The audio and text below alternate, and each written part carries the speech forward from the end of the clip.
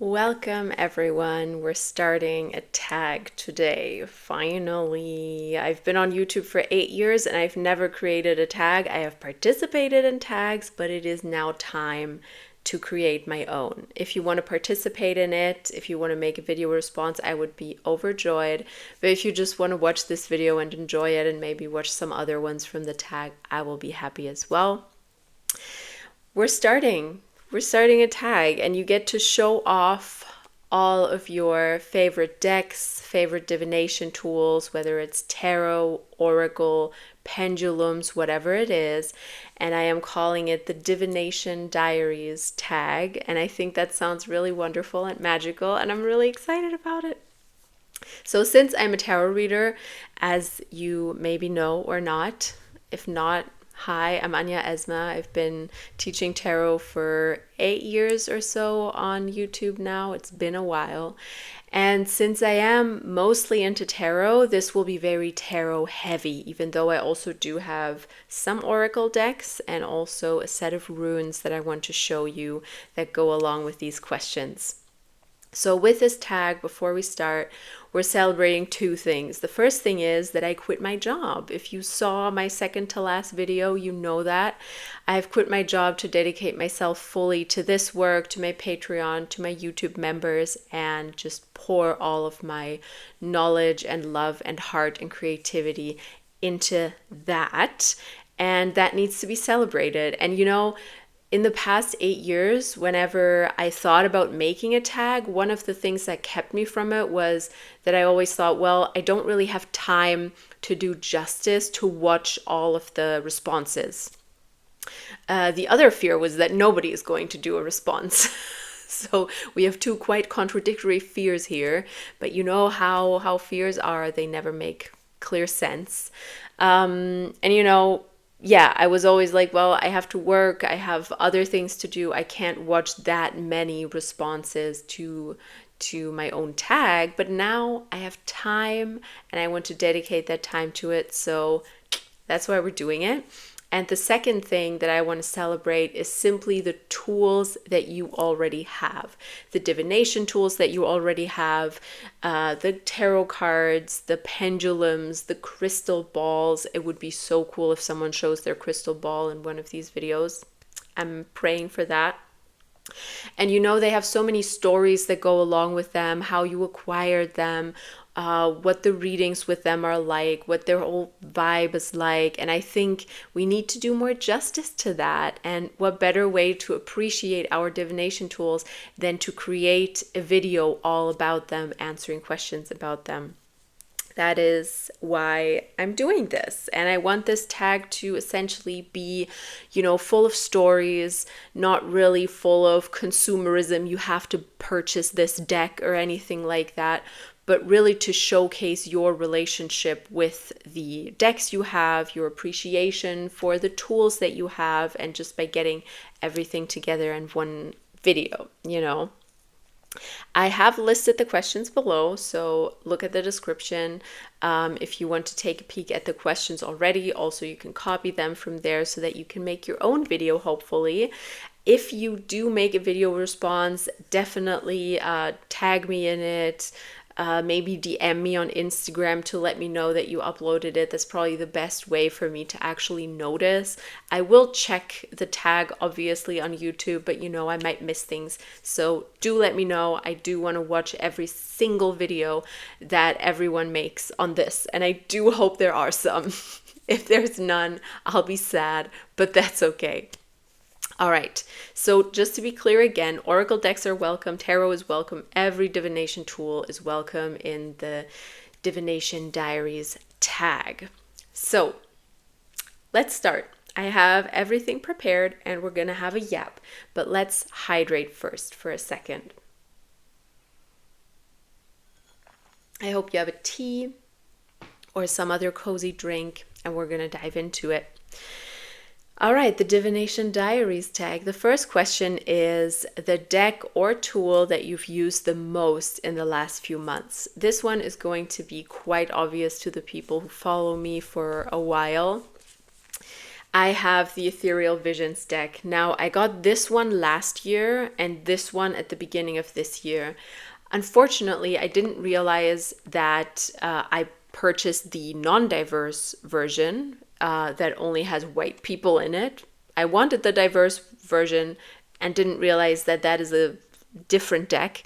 So I spent like months connecting with this one, and then I realized, wait, the diverse version does exist. I didn't imagine it. And now I'm trying to build a connection with that as well.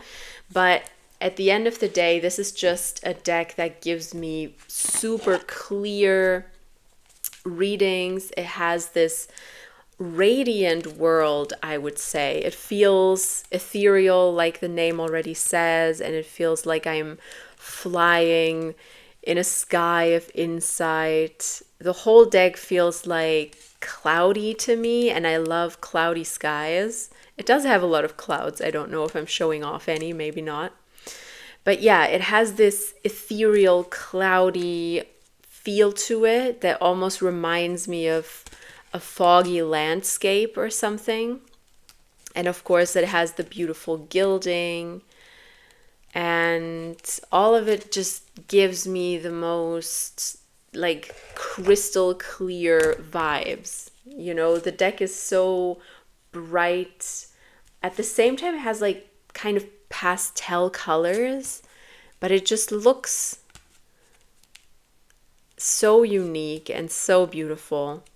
And if you've been an OG on this channel, you know that I absolutely love the Mucha Tarot, which is also an Art Deco deck. So really any Art Deco deck, Art Nouveau, sorry, not Art Deco, Art Nouveau deck you can get me with. But this one especially, I am just getting the most clear readings with. It's the strangest thing. No matter what I read on, I feel like these cards give just clear answers. And if you make a video response to this, definitely think about that. Like, which deck gives you the clearest answers? Which deck do you use a lot because it just gives you this nice ethereal vibe that you want to feel while you do tarot readings? All right, the second question is the newest deck or tool in your collection. And boy, do I have a favorite here. It is this one, the Solitary Witch Oracle deck. So here we are with our first Oracle deck. It's by Lucy Cavendish, artwork by Lady Victoria. And this deck I purchased because I quit my job. Actually, I just purchased it randomly. And then after that, I was like, actually, I'm going to dedicate it to me starting this journey of creating content as my main income, hopefully, one day. And it's just supposed to remind me of my magic. And this deck is very good at that. As you see, it has the most beautiful nature artwork. It's also, luckily, not just white people, but we have some diversity in here as well. And I had my eye on it for a while. And now that I'm going deeper into witchcraft again, I just fell in love with this oracle so much. Because it has this magical world that just reminds you that even on your own, even when you're removed from everything in this world, you are just a magical being. And this deck actually also inspired my Patreon content for this month, which is all about remembering that you are magical, remembering that you are more than just your to-do list, you are more than just a functioning adult.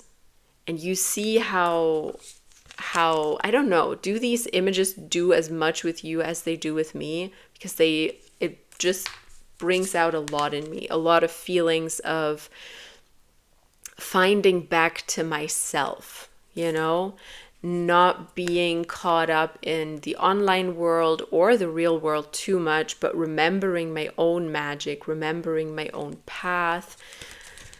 And they also have these beautiful names. This one is called She is Moonlight Shy. And it's just so poetic and magical, and I can't even stop looking at these cards because it's like each card is a full-on fairy tale. Okay, I'm gonna show you one more and then we're gonna move on. I'm just too in love with this because I've looked at all the cards, but I haven't looked at them so often that I've seen them enough. So I feel like I'm going through this and showing you everything. And while I'm looking at it myself, you know?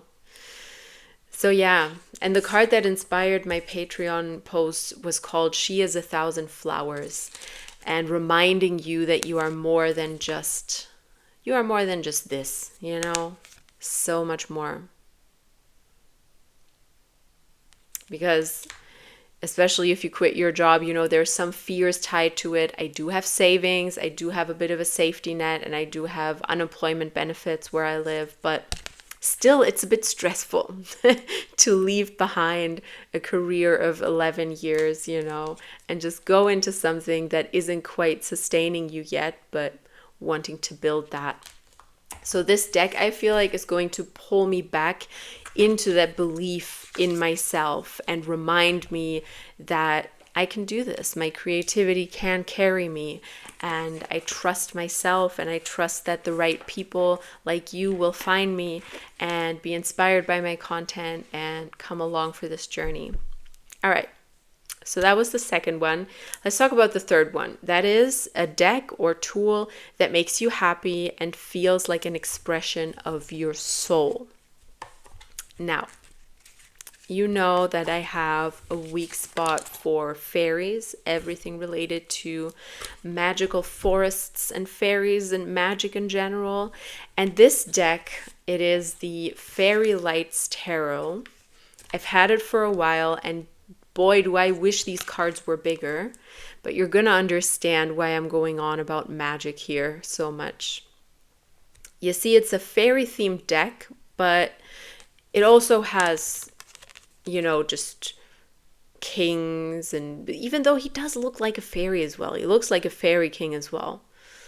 And it just looks like a world that I would like to live in, you know? It looks like a world that reflects what is going on inside of me. It's like an expression of my soul. And when I think about my emotions, which run very deep because I am a Scorpio moon, this is what I imagine my internal world to look like. It's not really entirely happy and positive. It's also a little bit creepy, a little bit scary, you know, a little bit strange. But it is all around magical. And the interesting thing about this deck is that there's always two cards belonging together that then create a full picture. I don't have two cards that belong together, but you can then put them next to each other and they create a full image.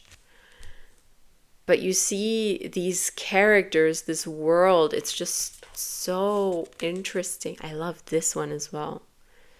I think I path worked with this card once, going into it and really diving into talking to the character, etc.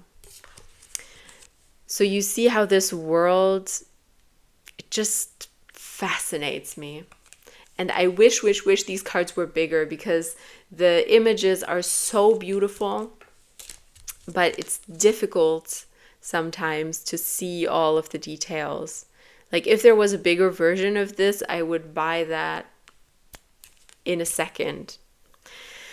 So that is definitely the deck that makes me the most happy, that I feel like if my internal world, if my soul was a tarot deck, it would be this. Because it is so strange and magical and...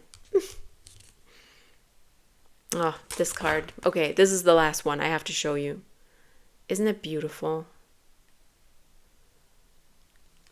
I hope everything is well visible to you because these cards are so small. But yeah, that's the Fairy Lights Tarot by... It doesn't even say who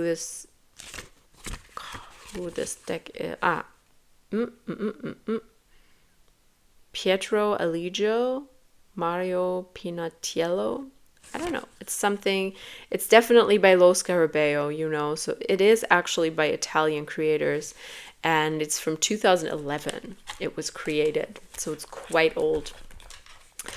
All right, let's move on to the fourth question, which I find the most interesting. It is a tool or a deck that you are a bit scared of or intimidated by. Now, I got this deck, the Transparent Tarot, thinking that it was a really cool idea to have a transparent tarot deck and that it would open up so many options and so much, you know, what you can do with this deck.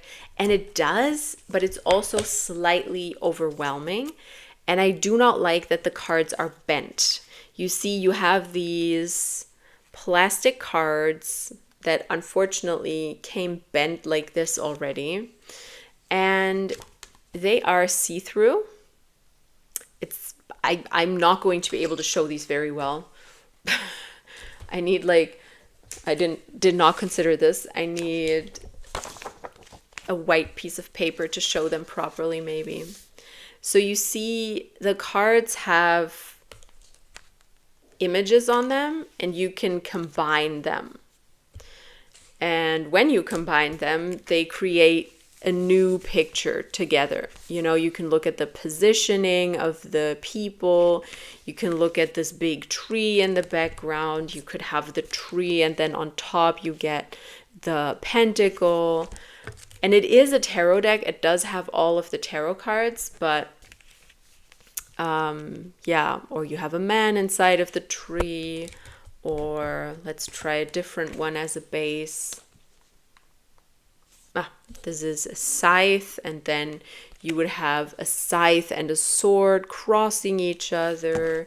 You could have a scythe and this panther that is being petted, and the scythe kind of becomes its horn. So you see, there's infinite possibilities to combine these cards, which makes this deck exciting. But I'm not the biggest fan of the artwork, to be completely honest with you. You know, this is what it looks like, for example. And I don't know, it just overwhelms me. I'm intimidated by it, quite frankly, and by all of the possibilities that it could have. So it feels almost like this is its own tool. It is tarot, but once you start combining all of these cards with each other, it just becomes very, very complex.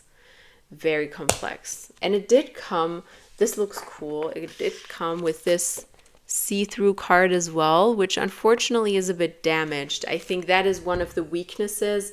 If you make a tarot deck that is made out of plastic, it's going to get sort of damaged, or it's just not going to look so nice. I don't want to complain. I really think I just need to get over my fear of it and really take, I feel like, a whole fucking day to look at this deck and really, really go deep with it. And then I might be able to get on terms with it. Let me know if you have this deck and how your feelings are about it. It feels almost like a novelty deck where you're like, transparent tarot and I can combine all of the cards. Damn, that's great. And then you don't actually use it. And that's where I'm at right now. That's what I feel like a little bit. If you have any tips, if you have any advice on how to get to grips with this tarot deck, do let me know. And I forgot to say who it is by. It is by Emily Carding. And it does come in this huge, huge box. So it feels like worth something. And I actually forgot how much I paid for this. I do believe it was like 50 or 60 euro, which is quite hefty for a deck that I don't use that much. But you know how it is. There will be probably a time and a place where I'm really feeling it and I will use it. Okay, now let's move on to question number 5. A forgotten deck or tool that you want to use more often. This is for me the Amio deck. The Amio deck was gifted to me quite a few years ago, and it's not a tarot deck. It has all of the wow, my stomach just grumbled really loudly. I wonder if you heard that, but I'm very hungry.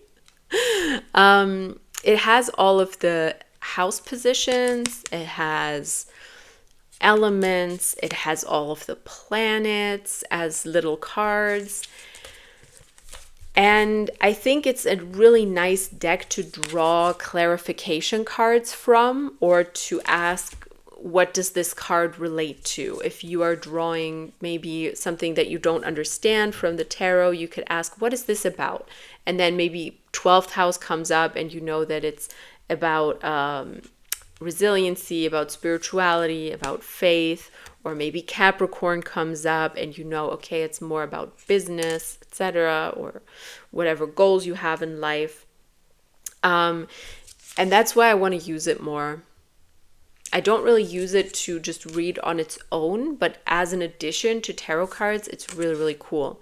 And have you seen those astro dice that other readers sometimes use and have online?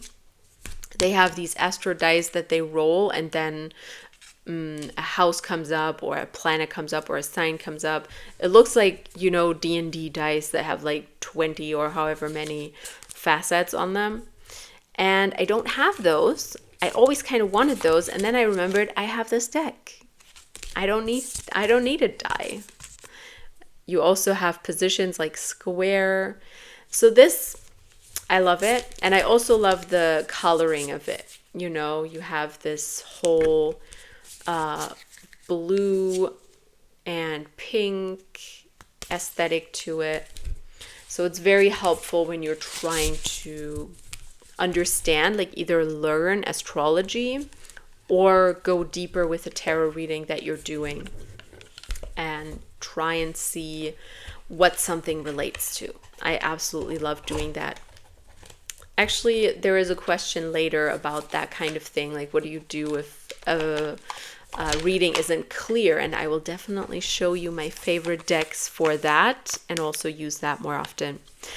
All right, so question number 6 is your most beautiful deck. I know that's a painful question because we all have our favorites, and it's probably not just one deck that you find beautiful. You probably find all of them beautiful, but maybe one that just blows you away with its beauty. And for me, that is the White Newman. That was gifted to me also quite a few years ago by Liminal 11. And I don't use it often, but whenever I do, I'm almost taken aback by how beautiful this world is. And by now, you've probably noticed that the world building that a tarot deck does is very important for me. Like, look at these cards. How could anyone resist them?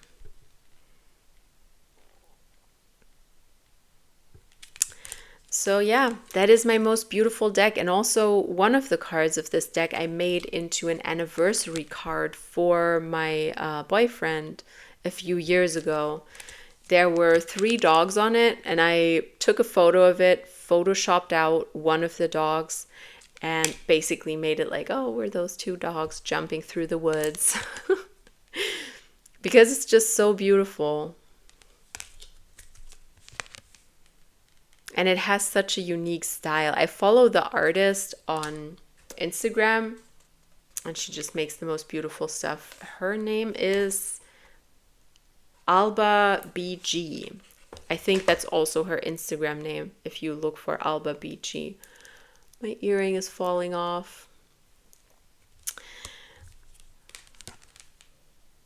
So yeah, it's different from my other decks, but at the same time it's not. It's just another beautiful world to dive into, isn't it? Okay, one more, and then I'm done. Look at these cute snakes.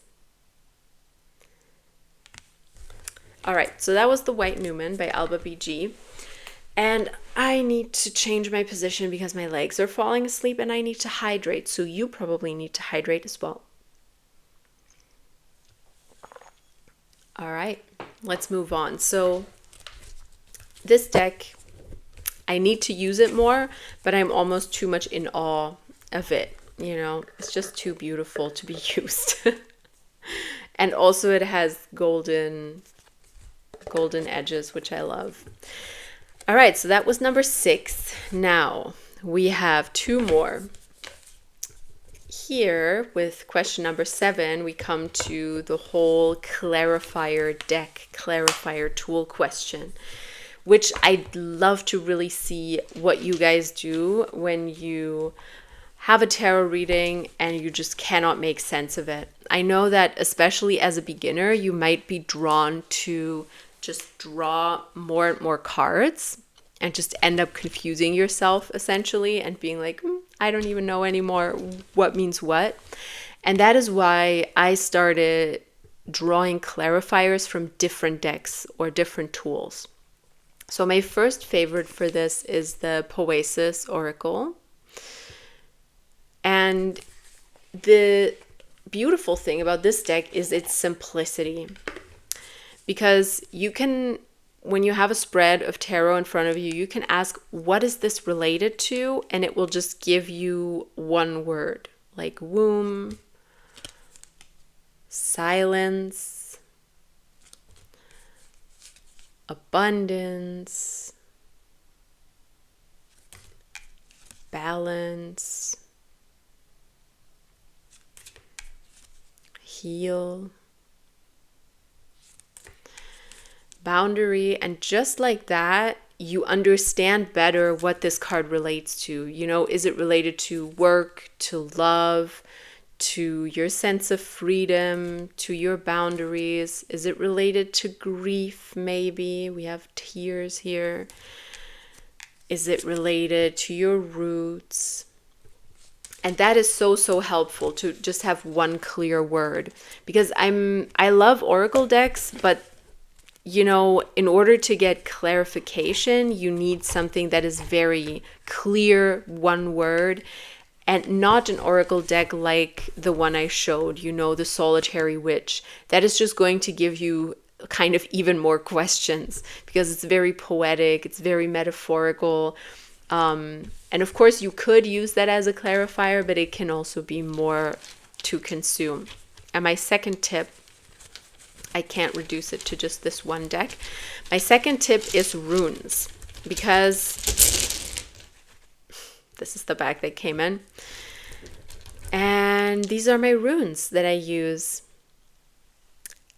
And the thing is, if you know anything about runes, you know that you can make them simple or you can make it complicated, you know? For example, you could look at them and just realize that it's one single word. Just like with the Poesis Oracle, it is one word that you're looking at. But you can also go deep with it. And for that, I have this book called Nordic Runes. It is amazing. It's by Paul Rhys Mountfort, probably. And if you want to go deep with the runes, this is great. Because if you're doing a tarot reading, you're unsure, you draw one rune, you look up the meaning in here, and then there's a whole text that you can read if you want to, that goes into the cultural background of that rune and also ties it back to today's spirituality and today's view of the world. And kind of, you know, has some like questioning the system sort of rhetoric in it as well. So it's not just about how these runes were seen in former times, what they're tied to magically, but also what can we learn from them today, you know? So those two are my absolute ride or die. Do you say that? The Poesis for when I'm confused, and my runes for when I'm confused as well. Just throw some, pick one intuitively, and then go deep with it in the book. Okay, last question. I'm breezing through these. The eighth question is a deck or tool that surprised you. For example, it surprised you with its art, it surprised you with its accuracy, with its thoughtfulness. You bought it and maybe you didn't expect much, and then bam, it was better than you thought. And for me, this is going to be a classic. If you've been on my channel for years, you will know this deck. I feel like it did not get a lot of attention because I'll be honest with you, it is a novelty deck, the Game of Thrones Tarot. I really just bought this back then. Back then I bought decks to make videos about them, and I was like, well, I'll just try it, I'll just purchase it. And I was taken aback by both the quality, the thought that went into it. I know the video was super old, but if you want to see my deep dive into it and you are into Game of Thrones, I do recommend it because whoever made this deck had a very solid knowledge of Game of Thrones and tarot, and I can appreciate that. Let me show you some cards. So we have quite surprisingly thick cardstock. It's not just, like a worthless novelty deck. The Lovers.